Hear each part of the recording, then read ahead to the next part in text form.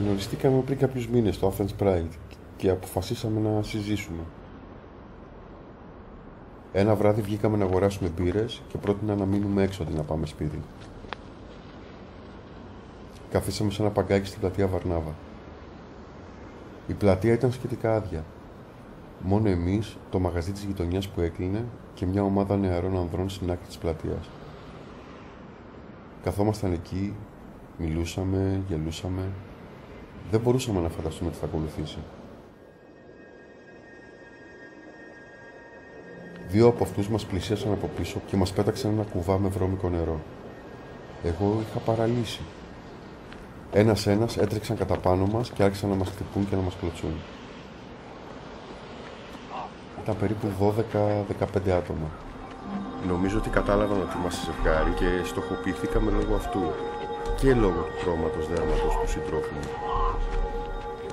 Το τελευταίο πράγμα που είδα ήταν να ρίχνουν το φίλο μου στο πεζοδρόμιο και να τον κλωτσάνε.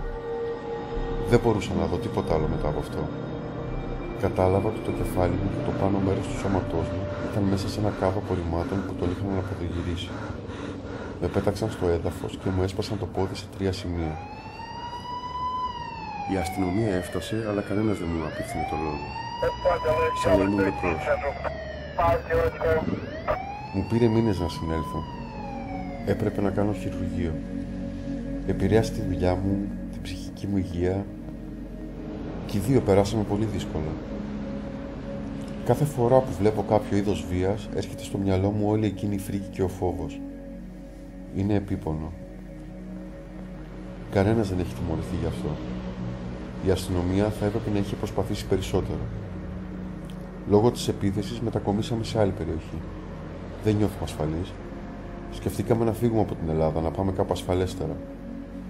Είναι σαν η κυβέρνηση να παραβλέπει τις επιθέσεις με το να μην αναγνωρίζει τις σχέσεις μας. Με το να μην αναγνωρίζει ότι αληθινά υπάρχουμε. Το δικαίωμα να υπάρχουμε με ασφάλεια. Μεταξύ του 2014 και 2015, οι καταγγελίες για επιθέσεις εναντίον γκέι, λεσβιών, αμφιφιλόφιλων, τρανς και ίντερσεξ ατόμων στην Ελλάδα έχει περισσότερο από διπλασιαστεί, καθώς οι ρατσιστικές επιθέσεις παραμένουν στην επικαιρότητα. Οι ελληνικές αρχές δεν αναγνωρίζουν το ρατσιστικό κίνητρο πίσω από τις επιθέσεις και αποτυγχάνουν να προστατεύσουν όσες και όσους κινδυνεύουν.